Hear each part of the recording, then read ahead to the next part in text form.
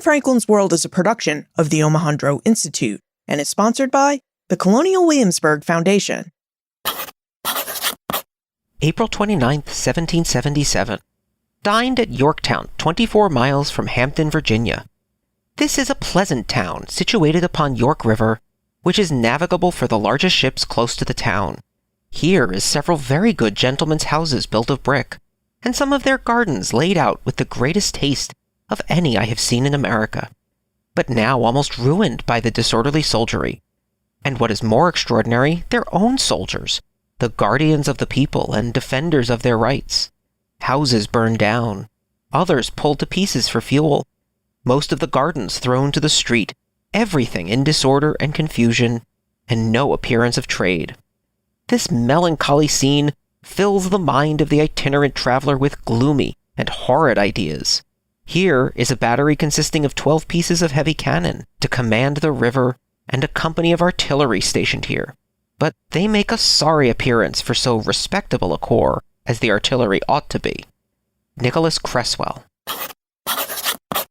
Most of the classic battles that we read about, Saratoga, Brandywine, Monmouth, all of those involve these large-scale movements of troops across the countryside. Yorktown was, in fact, a siege. Cornwallis was in the town, had already built defensive entrenchments around the town, as well as some across the river at Gloucester. And he was simply behind the lines waiting when the French and Americans arrived.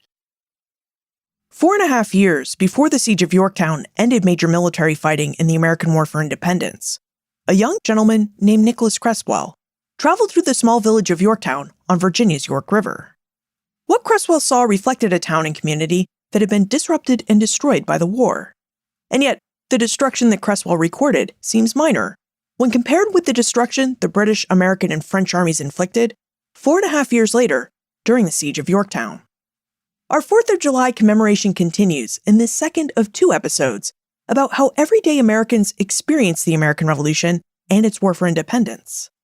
Our story picks up where our last investigation ended in episode 332, with an investigation of how the war returned to Virginia and largely ended with the Siege of Yorktown in September and October 1781, where our exploration of British-occupied Philadelphia revealed how the War for Independence carried many dangers and disruptions for civilians who lived in big mercantile cities. Our investigation of the occupation of Yorktown will demonstrate how the war also disrupted the lives of small, rural, agricultural communities. So how did the American War for Independence come to move south after 3 years of heavy fighting in the Northeast? The British initially focused on the Northeast, partly because they were convinced that the New Englanders, the Yankees, they were the real troublemakers, that if they could be subdued, then the revolution, the rebellion could be put down. Well, it didn't take them long to realize that was not the case, that there were far more patriots than just the New England Yankees. My name is Edward Ayers. I am the historian at the American Revolution Museum at Yorktown, Virginia, part of the Jamestown Yorktown Foundation. And I have been historian there for a number of years and have always been fascinated with the history of colonial Virginia and the American Revolution.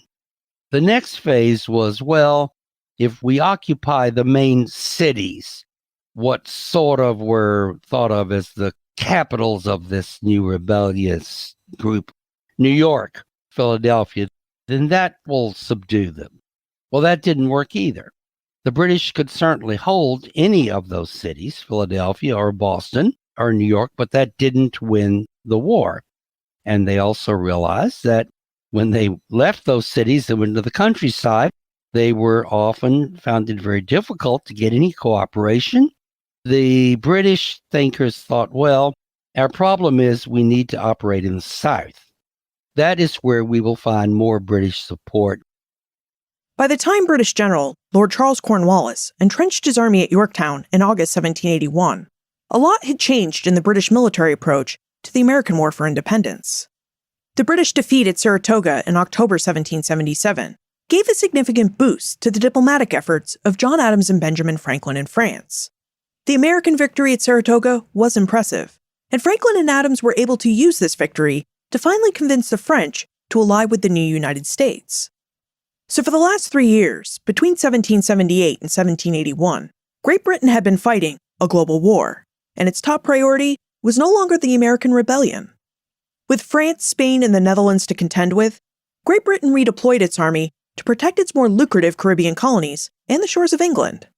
This left General Sir Henry Clinton, the commander-in-chief of British forces in North America, in need of more help to gain ground in North America and to defend the Empire's beleaguered holdings in the Northeast. Like many in Great Britain, Clinton believed that most Southern Americans were actually loyalists, who just needed the presence of the British Army to convince them to turn out for the British cause. So Clinton dispatched an army to Georgia and a force to Charleston, South Carolina. Their mission was to rally the Loyalists, secure the Southern colonies, and march north to reinforce the British presence. This is how the War for American Independence came south after the British occupation of Philadelphia. And the impacts of this war in the agricultural South look very similar and also different from its impacts in the mercantile North. If you're not familiar with the area, Yorktown is situated right off of the York River, and the York River is actually a beautiful river. It's the shortest tributary of the Chesapeake Bay, but it's also the deepest. My name is Gretchen Johnson. I am a native of James City County, Virginia. I work for the Jamestown Yorktown Foundation, and that is made up of 2 museums. Jamestown Settlement, which is in Williamsburg, and then the American Revolution Museum at Yorktown. Currently, I work on a recreated middling tobacco farm here at the living history part of the museum. 5 regions make up the state of Virginia. These regions start along Virginia's Atlantic coastline and work their way west to the state's western border. From east to west, these regions are the Coastal Plains or Tidewater region, the Piedmont, the Blue Ridge Mountains, the Valley and Ridge region, and the Appalachian Plateau.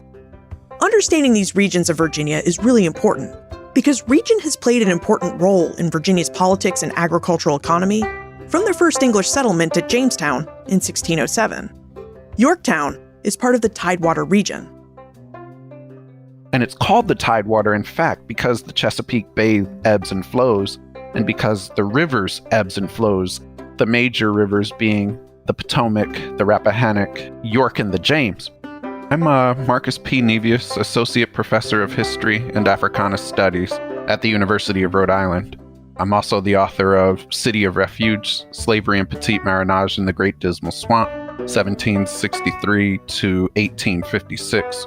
And I'm very, very passionate about all things African Americans in the early Republic and the history of slavery in the broader Atlantic world. And then beyond the main rivers, we have much smaller tributaries, which to some degrees are navigable to a point. And it's along these tributary rivers and waterways that colonial presence expands over the course of the 17th and early 18th centuries. About 100 miles inland or so to the west of the Chesapeake Bay is a geographic feature that's essentially known as the fall line. And it's at this fall line where the navigable courses of the tide rivers essentially come to an end. The most famous, of course, perhaps might be at Richmond, where the James River's fall line actually meets, but where also Richmond is established at the headwaters, essentially, of the fall line. To the west of the fall line, we have the Piedmont region, and the Piedmont region is where the action really is in the 18th century. It's the place where Washington's generation of planters essentially establishes their mark. The location of Yorktown is quite striking. First of all, the York River at this point narrows so that the opposite side of the river is much closer. That's referred to as Gloucester Point, along the river all the way down to the Chesapeake Bay. On the Yorktown, or the southern side of the river, there is a very high bluff. Not a cliff exactly, but very high ground. And that is where the main street was laid, a very straight, long main street. And it was where the church was located. It was where the courthouse was located. It was the site of a number of wealthy merchants' brick houses. It was where a lot of the larger stores were, some taverns or ordinaries. Below that high ground, along the actual shore of the river where the piers were, is where the ships would come in. So all around the town, all of that would have been farmland, a ton of farmland. Probably 90+% of Virginians are going to be living in a rural setting on a farm at the time. The average in colonial Virginia, the average is poor and enslaved. So the vast majority of the people living really in all the colonies are going to be considered impoverished or enslaved. Yorktown, probably because of tobacco, it's going to be slightly, I wouldn't say more prosperous, but middling is a little bit more common than poor. But yes, the vast majority of people are living on farms. Yorktown's creation and its importance for its first 50 years was totally tied to the tobacco trade. Even though the York River is not one of the longest of the rivers penetrating into eastern Virginia, its tobacco got the reputation of being of the highest quality. At one point, around 1750, more tobacco was exported from the York River basin than all the other four rivers put together. Tobacco served as English North America's first cash crop, which is a crop grown for its commercial power rather than for use by its owner. Tobacco was indigenous to Virginia, but the Virginia plant proved too bitter for English tastes. So in 1612, Jamestown resident John Rolfe began experimenting with tobacco seeds from the West Indies.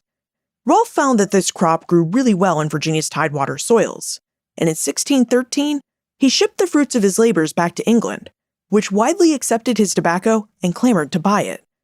By the mid-18th century, tobacco had evolved into Virginia's major agricultural business and export. In order to keep up with the demand of this labor-intensive crop, Virginians needed more help. At first, they enlisted indentured servants, but there never seemed to be enough servants to keep up with demand. So then Virginians began to import enslaved people. Tobacco production for about a century to the 1780s had largely been the economic engine of the Tidewater, Virginia region, and that engine was driven by slave labor. Enslaved Africans, who by the 1780s were probably second and third generation in most cases, people whose forebears had labored on tobacco plantations. Enslaved men and women would, as early as January in any given growing season, enter into the fields to prepare fields for planting of seeds, which would happen by mid-February. And then several weeks of tending to very young tobacco plants would be the world that enslaved people would engage from Monday to Saturday in most cases, and perhaps on Sundays too. The first crops would be ready for harvest by late summer, and perhaps a second crop in the early fall. And by the late fall and early winter months, essentially by December, the fields would be cleared of any of the previous season's crops, and the process of preparing tobacco leaves for market, hanging them in tobacco houses, stripping them of the stalks, rolling them into the massive hogsheads that Virginia became so famous for, these large rolls of tobacco that in some cases weighed as much as a ton, and were rolled down the river bluffs to the wharves where they were picked up by vessels that then carried them on to various points in the Atlantic world. There were times in the 1750s when Yorktown was a bustling place with as many as 50 to 60 ocean-going merchant ships waiting off the port to be escorted back to Great Britain. The tobacco trade dominated almost everything, but of course there were subsidiary jobs that went along with that. Coopers were very, very important. When the tobacco was brought in to be inspected, the barrels, the hogsheads they were called, had to be opened up and then repaired. Tobacco farmers needed to purchase hogsheads. Carpenters were important. People who supplied rope and things that the ships needed were very important. People who ran taverns or ordinaries were important. Then, of course, there were the merchants who ran the stores and sold the imported goods from Great Britain and Europe. And there were, of course, governmental officials, county officials, and British imperial officials who were port inspectors. So, in one way or the other, almost everyone's job revolved around the tobacco trade. The deep waters of the York River allowed Yorktown to emerge as a large shipping center for the tobacco trade. As Ed Ayers just mentioned, it seemed like everyone in Yorktown was involved with some aspect of the tobacco trade. But there were also people who weren't involved with this trade. People who lived around the village and worked on their family farms. There were also indigenous peoples who lived in the surrounding area and who came to Yorktown to trade. There are obviously a lot of free white farmers, and there are some free people of color living here as well, but a huge portion of the population is enslaved. As many as 70% of Virginians would have had access to at least one person that was enslaved at the time. You would have seen some Virginian indigenous people maybe not living in the town of York, possibly on farms, but they might have come into town to do business. You see people of mixed background. You see people of all classes in the area. I think that sometimes surprises people. We kind of picture colonial America being very white. And it is, there's a lot more Europeans here, specifically English in this area, but there are huge amounts of other folks as well. What we see in Virginia is a mixed population of African-descended people, many of whom don't speak an African language because they've been born locally. Some of whom do retain certain elements of African language because perhaps they're first generation or perhaps their parents were first generation. And we find that both populations are intermixed on the various plantations throughout the Tidewater. So we have opportunities looking at these various mixed populations to see some elements of the population practicing religious customs, understanding the world from African spiritual worldviews. But we have also other populations of African-descended people who move more toward the monotheistic cultures and practices of the Anglican Church. We see infusions of European influences and African influences and even Native American influences in the ways in which local African peoples or African-descended peoples prepare their meals. All of this, to me, really generates a picture of a much more cosmopolitan population than I think we may have considered in the past. Although not a large mercantile port city like Philadelphia, Yorktown was still an important bustling port town. It was a cosmopolitan town with a diversity of peoples living and working in the area. However, the American Revolution began to change the economy of Yorktown and its population. At one point in the 1750s, there were as many as 1,800 to 2,000 people living in Yorktown. There were 250 to 300 structures there. However, very soon after the revolution began, there seems to have been a general exodus of residents from the town for a lot of reasons. When you go to war with people, they tend to not want to do business with you and trade with you a whole bunch. But it doesn't stop people initially from still growing tobacco because, it's what they grew for a century and a half to make money. So they kept growing it thinking they could get it out. And it didn't necessarily work like that. Virginians kept thinking that the French, if they could just get their tobacco to France, but of course with the British Navy in control of the Atlantic, that only worked in rare occasions. But even then, there were speculators, merchants in Philadelphia, who bought up the tobacco crop the first 2 or 3 years, thinking they would be able to then sell it.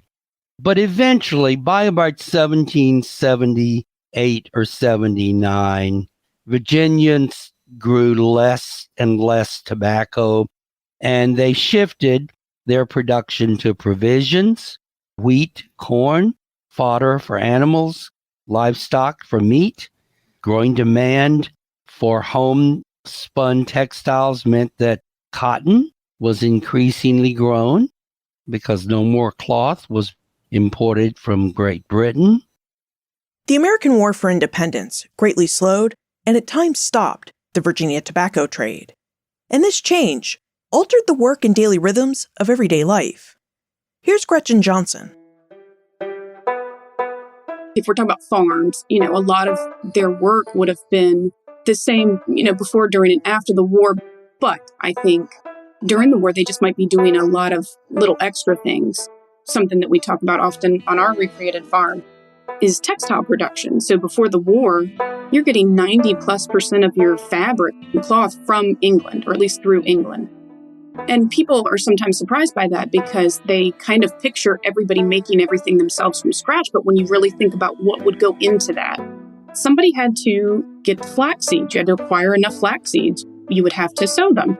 It grows relatively fast, but let's say that's 60 days it's in full bloom, and maybe 90 to 100 days it's ready to be harvested. And then it has to be retted, or rotted, and it has to be rippled. You have to pop the seeds off the top, and then you have to dry it out again.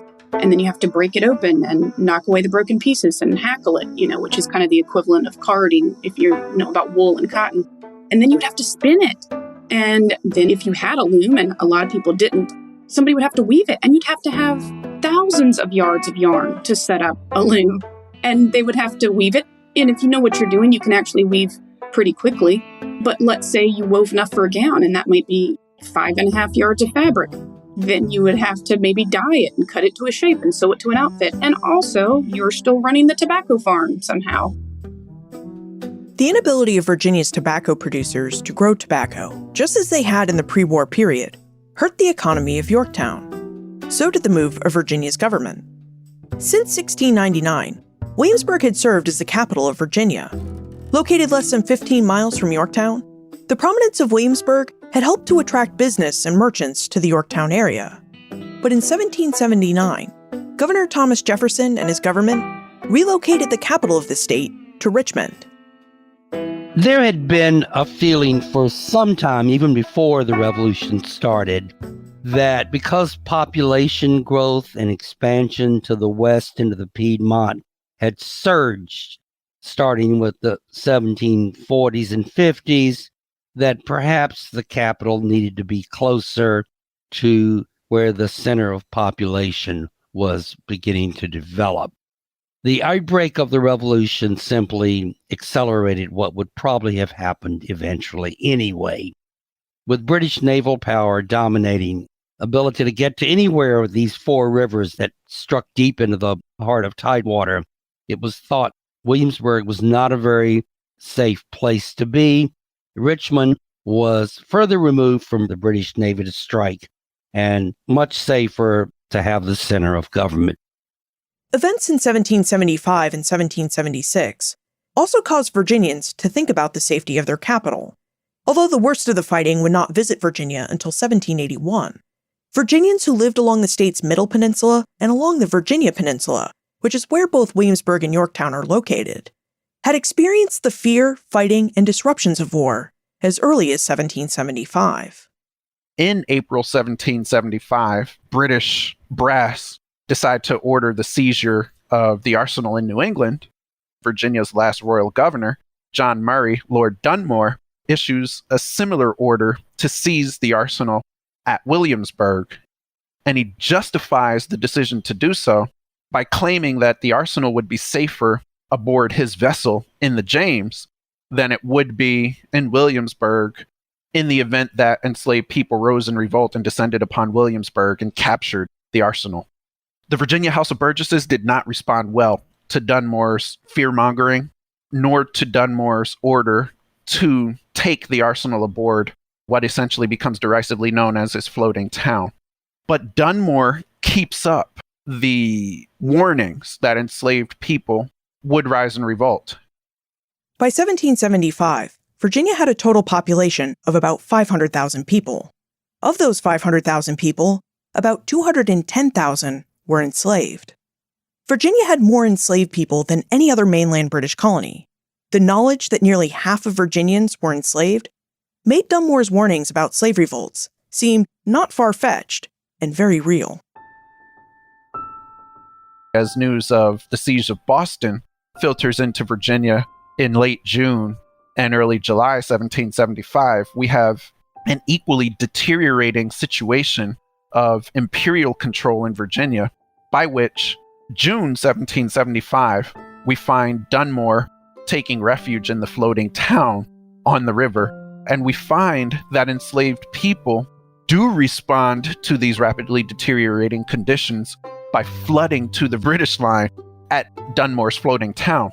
And so essentially, Dunmore's floating town becomes a compilation of people who remained loyal to him and increasing numbers of enslaved people who also move as they are able to when they're uninhibited by Virginia patriots. No longer safe at the governor's palace in Williamsburg, Lord Dunmore removed himself and his government to a group of British naval ships floating in the James River. Dunmore and his followers lived aboard these ships between May 1775 and August 1776. As Marcus Nevius mentioned, the number of civilians living aboard these ships prompted revolutionaries to collectively refer to these vessels as Dunmore's floating town. The highest-ranking imperial officials like Dunmore would get whatever we would consider to be the best of accommodation on the largest of these vessels, but a wider range of loyalist men, women, and children, and enslaved people are then essentially forced to live aboard decks or below decks. They live in squalid conditions. They live in highly communicable disease environments. Smallpox runs rampant throughout the floating town as it moves, especially beginning in 1776 from Norfolk up the Chesapeake Bay toward Maryland and then back down. As Dunmore's floating town consisted of naval ships, these ships sometimes harried towns along coastal Virginia. This is in part why Nicholas Creswell, our young traveler, recorded that Yorktown looked to be in shambles in 1777. The floating town also attracted large groups of enslaved people everywhere it went, and the British put these people to work. Women performed domestic duties, and men often took up arms for the British. By late October and early November 1775, enslaved people had begun to comprise large percentages of the British military in Southside Virginia. These men were happy to prove their worthiness for freedom by acting with bravery and valor on the battlefield. Inspired by their actions, Lord Dunmore sat down and put his quill to paper. Between April 1775 and April 1776, Dunmore is really tasked with the challenge of doing as much as he can to retain the Crown's authority, because he is, of course, the Crown's designee as Virginia's last royal governor. But he also finds that increasing numbers of enslaved people have heeded what they have heard as a rumor, the call to join British forces to defend the empire in exchange for freedom.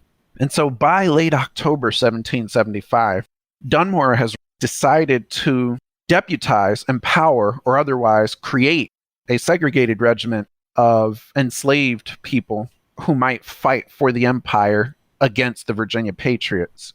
They're, of course, led by white officers, but the document that Dunmore issues in the second week of November 1775 becomes known as Dunmore's Proclamation, and it proclaims that enslaved people can move to imperial lines and engage imperial officials in the project of becoming members of this Ethiopian regiment in exchange for freedom in defense of the empire.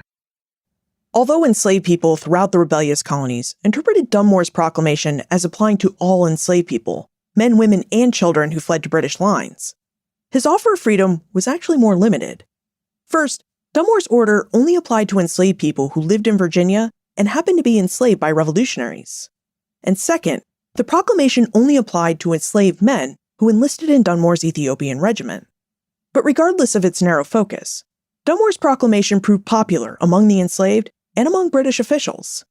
The proclamation offered enslaved people an avenue to freedom, while it offered the British increased military forces, and it actively worked to disrupt the British North American agricultural economy. Now, although Dunmore's proclamation was limited, it ultimately proved a successful model and strategy.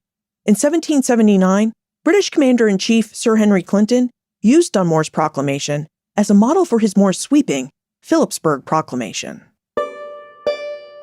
So enslaved people, by law, in most cases, are not able to just walk up to Patriot lines and offer themselves for service. General Sir Henry Clinton is very much aware of these limited issues of enlistments to free or freed people of African descent in the various colonies of the northern theater of the war. And from Philipsburg, New York, by 1779, realizes that the next logical step, started perhaps by Dunmore several years before, is to broaden Dunmore's mandate. So Clinton isn't necessarily acting directly on Dunmore's advice, but he's acting on the broader principle and the broader military expedient that enlisting enslaved people from Patriot lines, from Patriot locations, can be a military advantage to the British. As enslaved people flocked to British lines to secure their freedom, the War for American Independence continued to rage after the British evacuated Philadelphia in June 1778.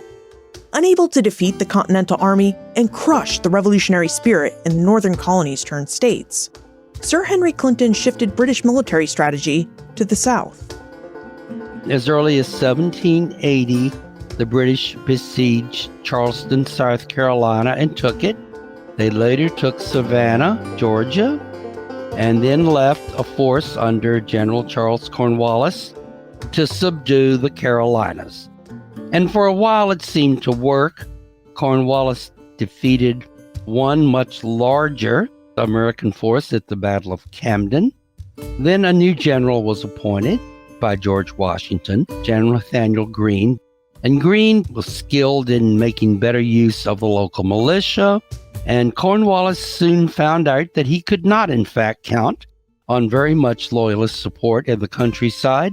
And very bad British defeats at Kings Mountain and Cowpens convinced Cornwallis that he was not going to be able to subdue the countryside of North and South Carolina. Greene was able to fight him to a standstill at the Battle of Guilford Courthouse. Cornwallis thought, well, where's the one place that we've not tried to conquer before? The place that's been supplying men, material, financial support, Virginia.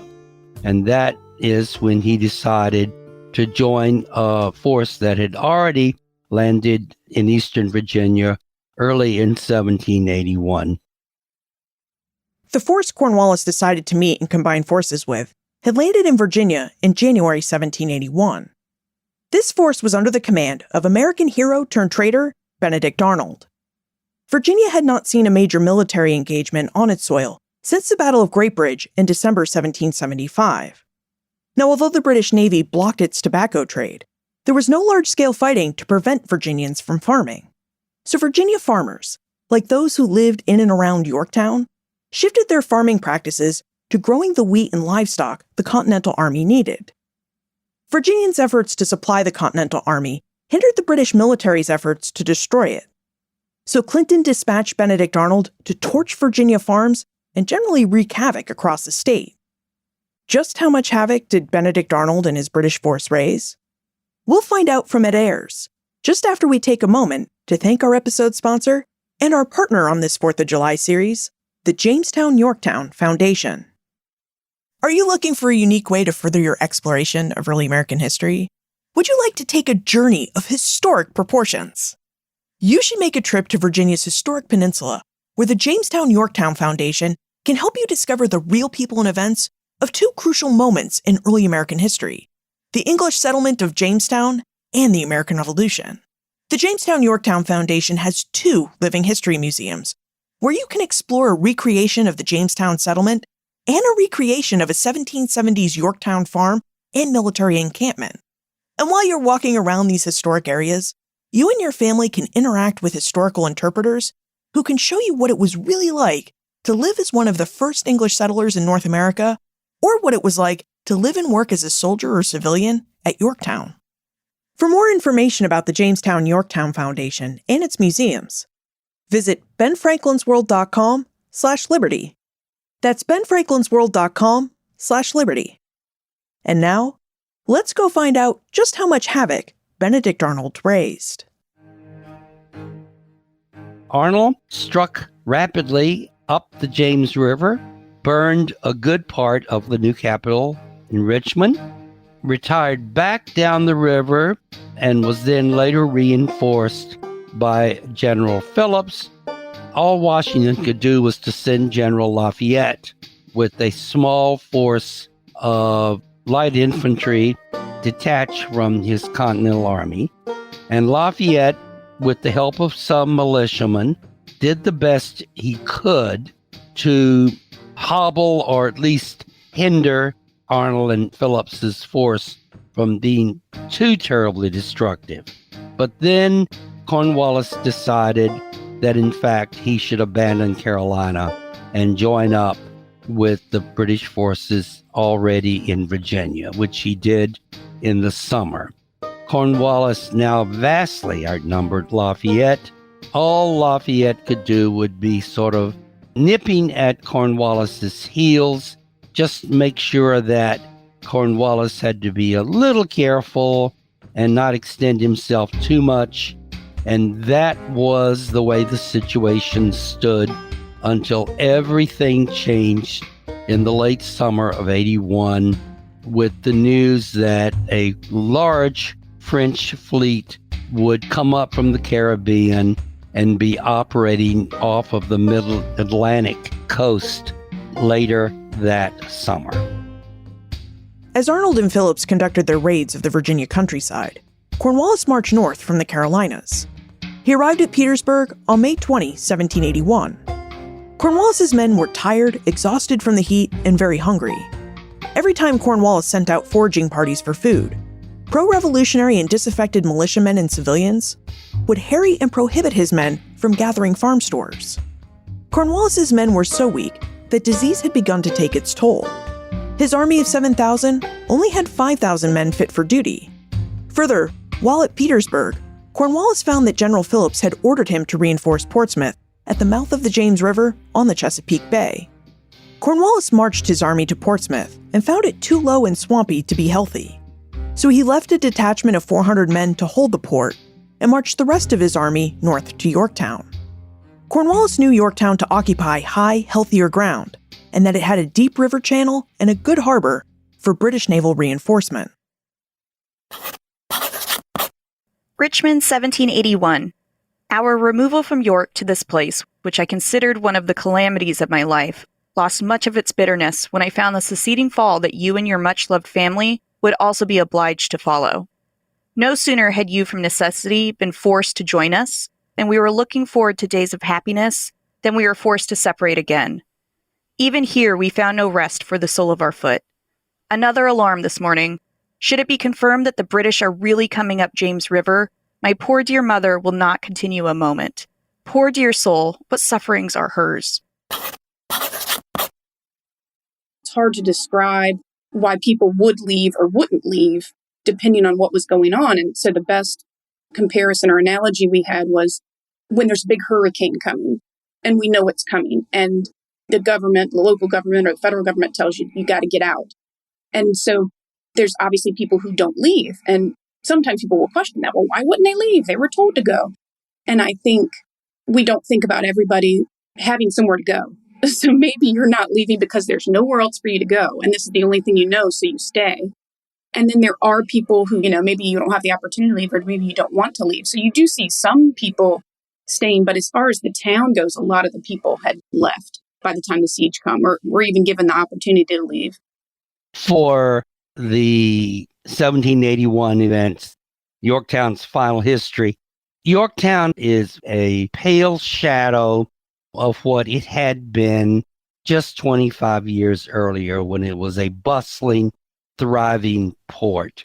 But it seems that almost as soon as the revolution started, the town seemed to suffer an exodus of its residents. The people who stayed behind were also worried that being on the river, they were vulnerable to British depredations, which there was a great deal of that going on along the main rivers penetrating into the interior of Virginia. White Virginians, residents of Yorktown, who had the means to evacuate before the Franco-American forces assembled on the frontier, did exactly that. They moved. And that's not just the story of Yorktown. That's the story of just about every location where the belligerents moved. Those who were of means and able to move away generally moved away from the front lines. And sometimes they did so while taking their enslaved people with them to remove them from the prospect of escape to the British. But others did make the choice to leave enslaved people behind to protect property. And for those enslaved people who were left behind, typically men, as women and children were considered valuable enough to be moved away, theirs was an experience of hunkering down, essentially, attempting to perhaps throw up small breastworks or small abattis around a street or at a certain strategic location on a street in the center of Yorktown so as to throw up at least one more roadblock for an advancing force. Everywhere the British and American armies went, American civilians had to make a decision of whether to stay or flee their homes. Like Americans in cities, Americans in the countryside needed friends and family they could run to. If they didn't have family or friends, they often stayed and hunkered down as the armies waged war. When Lord Cornwallis arrived in Yorktown on August 2, 1781, he arrived knowing that he would have to make a stand. Lafayette's army continued to chase his men everywhere they went, and a combined Franco-American force under the commands of Generals George Washington and the Comte de Rochambeau was on its way south from New York to end the British presence in Virginia. Washington only took a portion of the Continental soldiers outside of New York with him when he and Rochambeau marched south. The march south was very complicated, took quite a while.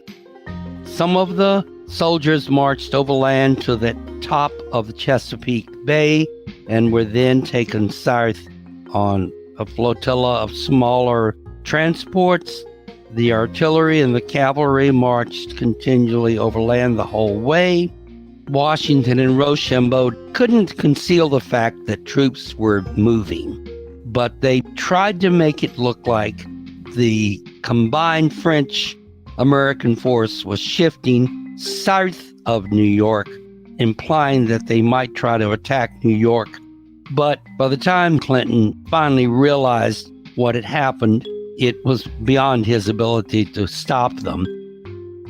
Before the Franco-American force arrived at Yorktown, the British had arrived and put the enslaved people, some of whom had marched with Cornwallis's forces from the Carolinas, to the arduous labors of preparing Yorktown's outer defenses, preparing the abattis, preparing the ditches, the parallels that the British would use to move artillery pieces back and forth or to move troop forces back and forth at a subterranean level so as to stay below the artillery fire of the belligerent forces as they arrived. And so this experience would have been one of great anxiety, one of arduous labor, one of surviving disease, and one of great anticipation as intelligence of the Franco-American forces' movements toward Yorktown began to arrive in Yorktown. Yorktown was, in fact, a siege. Cornwallis was in the town, had already built defensive entrenchments around the town, as well as some across the river at Gloucester. And he was simply behind the lines waiting when the French and Americans arrived. They, of course, then built these offensive siege lines for their cannon to start pounding and bombarding Cornwallis to force him to surrender. For those enslaved people who were left behind, typically men, theirs was a context of attempting to find, gather, and protect as much small arms as they possibly could, and to cooperate in doing so in some of these neighborhoods so that they might be able to, if faced with literal close quarters combat, they'd be able to at least defend themselves. And ultimately, many of them were among the casualties of the war as the Franco-American forces bombarded Yorktown to almost dust over the course of the several weeks, I should say, of bombardment in October 1781. And in their last days, those who survived resorted to all manner of survival. Cornwallis, he was also, of course, running short of food and supplies. A number of his horses, they ran out of fodder for them and killed them deliberately rather than give them away to the Americans. The other thing they did was these able-bodied male African Americans that had left their masters and joined Cornwallis earlier, they ran out of provisions and food. A lot of them had smallpox, and he turned them out of the lines. And there are accounts, it was pretty chilly by the third week of October. There are accounts of the Americans finding these poor men, many of them sick and dying, huddled practically naked with no food in the ravines because, of course, they didn't want to be re-enslaved and recaptured, which a lot of them were. It took time for the combined Franco-American force of nearly 17,000 men to travel to Yorktown and establish its siege lines. Like the British, the French and Americans established their lines by ripping up farm fields, tearing down buildings, and taking whatever supplies it needed from surrounding homes. As the armies developed and built up their entrenchments, the French and British navies met at the Battle of the Capes. Both the French and British dispatched fleets from the Caribbean to reinforce their armies. On September 5, 1781, near the mouth of the Chesapeake Bay, the Comte de Grasse's fleet of 37 ships met British Admiral Graves's fleet of 19 ships, and for 2.5 hours, these two fleets pounded each other with cannon fire.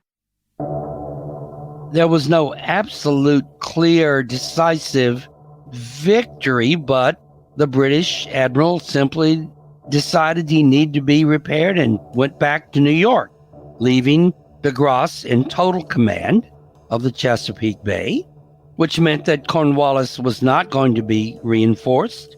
He was getting hemmed in. He could no longer even now send parties out for food and livestock and fodder. And with Lafayette's force now augmented with these 3,000 French soldiers, he was pretty much hemmed in where he was and running out of supplies before the Allied army even gotten there. So in fact, this naval superiority made all the difference. The entry of the French into the American War for Independence had changed everything. Where the opening of the global theater had pulled British soldiers and supplies away from North America, it had sent French troops and supplies to North America. In addition to naval support, the French sent an army of professional soldiers to augment the Continental Army. The combined Franco-American force that met Cornwallis at the Siege of Yorktown totaled nearly 17,000 men. Meanwhile, Cornwallis had about 5,000 men fit for duty. The Siege of Yorktown began on September 28, 1781. One thing that helped them plan the siege was there was a very deep, long creek ravine stretching from the York River south a long, long ways. And there was no way that the British would have been able to have escaped across that. So the siege lines were basically built from that ravine back toward the east and connecting up with the York River east of the town itself. There were two siege lines. The first one, and in both cases, the French occupied the left-hand half and the Americans the right-hand half. You should think of them as necklaces upon which are strung cannon batteries and something called redoubts, which were small fortified areas where a number of soldiers would be stationed to protect the cannon batteries. Because, of course, the vast bulk of the army, both French and Americans, were way back behind the lines and then rotated in and out of the siege lines as necessary. In addition to their superior numbers, the French and American armies also held the superior position. Vastly outnumbered, without hope of reinforcement, and horribly positioned with their backs to the York River, Cornwallis and his army experienced 3 weeks of heavy bombardment from French and American artillery. By mid-October, Cornwallis had no choice but to surrender, which he did on October 19, 1781. His soldiers were increasingly coming down ineffective from illness or wounds. The Allied bombardment was so severe that the opening in your defensive trenches are called embrasures for the cannon to fire out through. The bombardment was so severe, he even closed up some of the embrasures. Most of his artillery was not proper defensive artillery. He had to use a lot of cannon taken off of a couple of warships that were with him. The French and Americans had far bigger guns, huge caliber guns. He really did the only responsible thing, calling for peace terms, because professional soldiers were a real investment in training and skill, and a lot of these men of his were veterans of some years, and you simply didn't waste lives like that unnecessarily. Cornwallis surrendering, I think, probably was unbelievable to folks, or at least that's the way I would have thought of it. The basic accepted account is that Cornwallis himself pleaded illness and did not attend the surrender in person, and sent his second-in-command, General O'Hara. Ceremonially, O'Hara emerged and symbolically offered his sword to General Rochambeau, because, of course, it would have been unthinkable to surrender to an American. Rochambeau, always the diplomat, demurred and referred him to Washington. So then he approached Washington. Well, Washington was not going to accept, as the commander-in-chief, a surrender from the second-in-command. So he deferred to his second-in-command, who happened to be General Lincoln, who had been forced to surrender at Charleston almost 2 years earlier. The British had denied General Lincoln honors when he surrendered at Charleston. So Washington refused to allow the British to surrender with honors at Yorktown, which basically meant they had to march out with their flags furled, their drums muffled. Enslaved people, those who survived at Yorktown, disease, the siege, malnutrition, many of whom were recaptured by the Franco-American forces, theirs would have been an experience of being taken as prisoners of war and then being subjected to the harsh, disease-ridden, malnutrition-defined contexts of the Franco-American prisoner of war camps, which were maintained into 1783 until the diplomatic end of the war. After Cornwallis' surrender, Washington wasted little time in returning to New York. He didn't want the British to take advantage of his weakened position at New York, nor did he want the British to capture his men while they marched north. The British were sent off as prisoners very quickly because, of course, Washington didn't know if the British fleet would come back and if it would defeat de Grasse this time or if de Grasse would leave. So they marched them off very quickly to get them out of the way. He went back up to New York very quickly, leaving behind only some new Continental recruits who were to be whipped into shape and marched south to join Nathaniel Greene. But the French stayed wintered over, spread out around 4 or 5 different areas, Jamestown, Yorktown, Williamsburg, West Point, and they didn't march back north until the following spring. The big takeaway of Yorktown, of course, as it relates to the enslaved people and civilian people who experienced the war, was total destruction. Yorktown is decimated. Civilians lose their lives, mainly from the various artillery volleys that are cast back and forth, but also from the significant tropical diseases, more broadly endemic diseases such as smallpox, which ravage the population at Yorktown. The town is destroyed during the siege. So I think the town really never truly recovered. The lack of tobacco going out, really devastated the town. Sometimes people will say, wow, it's still such a cute little town. And I really think it has a lot to do with the war. I think if it never really recovered financially from that, then it wouldn't be built up. It wouldn't become a Boston or a Philadelphia or even a Richmond, because They never got it back. Some people left and didn't come back. Tradespeople would have moved on. A lot of people from Williamsburg moved to Richmond when that became the capital of Virginia. I think it kind of devastated the town and the surrounding farms.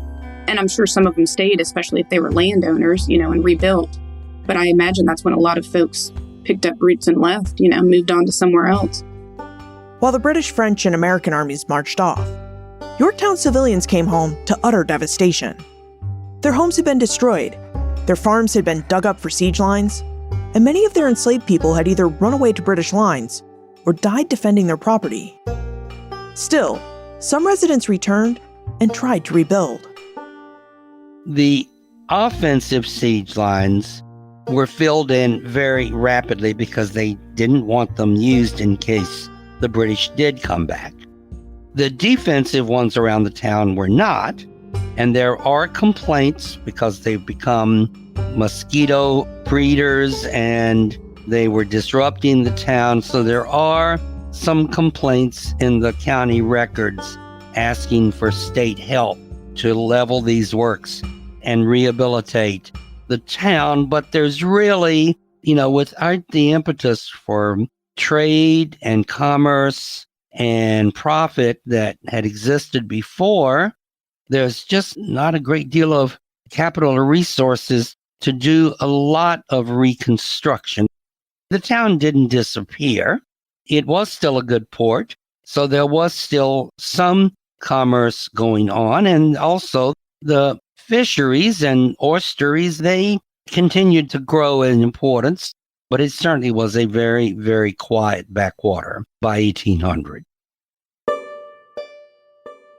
Unlike cities, rural towns like Yorktown that had been devastated by the American War for Independence didn't necessarily recover after their destruction. As Ed Ayers just noted, Yorktown didn't disappear, but it also never regained its pre-war economy or reclaimed its status as a small but thriving port town. The British defeat at the Siege of Yorktown proved to be the end of major military engagements in North America. After months of negotiation, American and British representatives signed the Treaty of Paris, which ended the war and recognized American independence on September 3, 1783. The end of fighting gave Americans a chance to rebuild their lives and build a new nation. It also gave them the chance to recover from the traumatic experiences they had suffered during the war. The American War for Independence was dangerous and wrought havoc on all levels of American society. Whether a soldier or civilian, one could not escape the horrors of battlefield carnage, shortages of food and supplies, or the disruptions the war had caused on nearly every aspect of everyday life. This episode was co-written and co-produced by Holly White and Liz Covart.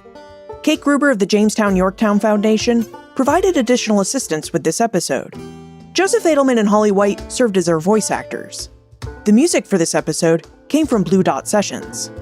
You'll find more information about our guests, Edward Ayers, Gretchen Johnson, and Marcus Nevius on the show notes page, benfranklinsworld.com/333. If you enjoyed this episode, please share it with your friends and family. This episode of Ben Franklin's World is supported by an American Rescue Plan grant to the Omohundro Institute from the National Endowment for the Humanities. Production assistance for this episode comes from the Omohundro Institute's digital audio team, Joseph Edelman, Martha Howard, and Holly White. Breakmaster Cylinder composed our custom theme music. This podcast is part of the Airwave Media Podcast Network.